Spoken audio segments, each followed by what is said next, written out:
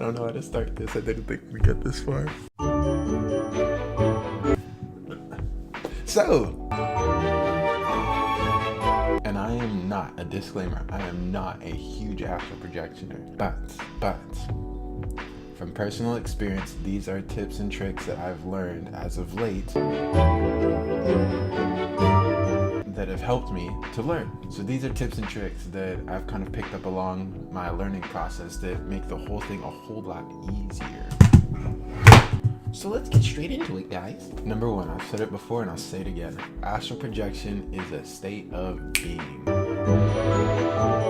Astral projection is a state of being. Do not look at it as sleep paralysis, because all you're gonna do is just go to sleep. Do not look at it as a muscle, because it's not a muscle. It's a state of being. States of being have an associated headspace, a mindset they come with. When you're in that headspace, you're a very different person than if you were in a different state of being. At the end of the day, you're very tired and you're in a tired state of being. So your headspace and mindset are not going to be wanting to focus. It's not going to want to do work. It's just going to want to chill out, relax. But in the morning, you're in a more awake state of being. So you're more focused, you're more out there, you are more tuned to do things. You're two very different people in these two different states of being. Astral projection is in its own state of being. So with that, I kind of want to talk about this state of being. So number one thing is people put so much energy on relaxing their body whenever they're gonna astral project, making sure their body's loose, making sure it's no. You're going from the outside in, which is incorrect. You want to do inside out. That's how states of being works. Once your mentality shifts, then your body follows. So what you do is you mentally relax yourself. Do whatever you do to do that. Affirmations, breathing exercises, whatever works for you. Don't stress on having your body relax. Your body will follow and relax if it needs. And a lot of the time people don't make progress with astral projection because they start the technique before they calm their mind. So they're still thinking about the worries of the day, things that happen, people, things that, aren't actually putting them in the state of being they need to be in. Come on, kids, let's focus. So again, after you do anything to just calm your mind, just forget about the worries of the day. The next thing is people put too much effort on focusing their imagination with techniques rather than feeling. See, astral projection is not a thing that's going to happen if you're just imagining the whole time. There has to be some literal feeling to this. So I'm going to try and piece together my words to make a process so you can understand what I'm trying to say here. And again, this is all from personal experience and things that have worked for me. I am not a guru or yogi or whatever, but maybe one day. So, most of us are familiar with the rope technique.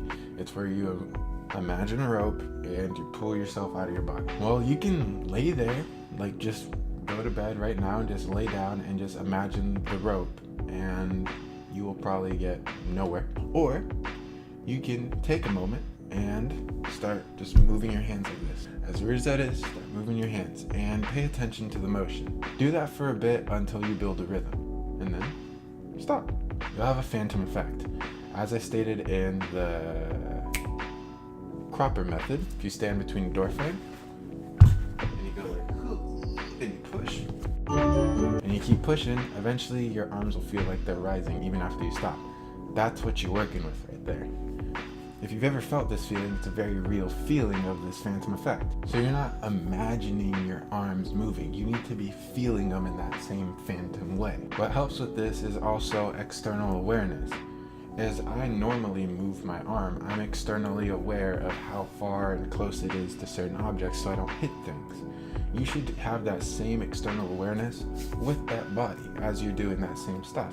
So just as I know how far my hand is from my chest, even with my eyes closed, I can tell. So while you're doing this practice, after you have that phantom effect going with your arms, try and just be aware of how far your hand is from your chest. The phantom hand is from your chest while you're pulling, when it's farthest away and when it's closest. How far is your phantom arm from the wall nearest to you? Just do that. Get kind of used to that. Because if there's one thing that's ever happened is whenever I've astral projected, even if it's a very, very quick experience, I always become extremely externally aware of the room around me, and it's almost like I can feel the room or even see the room without really, seeing it. As weird as that sounds, I really hope I didn't lose anyone. What you're doing when you're getting this external awareness to this phantom effect is you're actually shifting into the state of being you need to be in. Better yet, you're practicing it and building it. And the more you do this, the easier it becomes. And soon, you'll actually notice yourself lifting up out of your body. But again, just relax when you do this. Don't rush it. You have time. You genuinely do. You have an insane amount of time in your life to do this. Forget about everything that you're worrying about, rushing, thinking about. Just focus on this for now. And the progress comes quickly. So yeah, that's pretty much it. That's some tips and tricks that I've learned. And you know, making sure you actually give your all and believe that you're going to astral project is huge before any of this. Because if you have that mental block, not going to go anywhere. But I think I might leave it here. Hope you guys take care and peace. Product placement. Go follow my Instagram, JCS_journals. So this is JC's journals. Do it, please.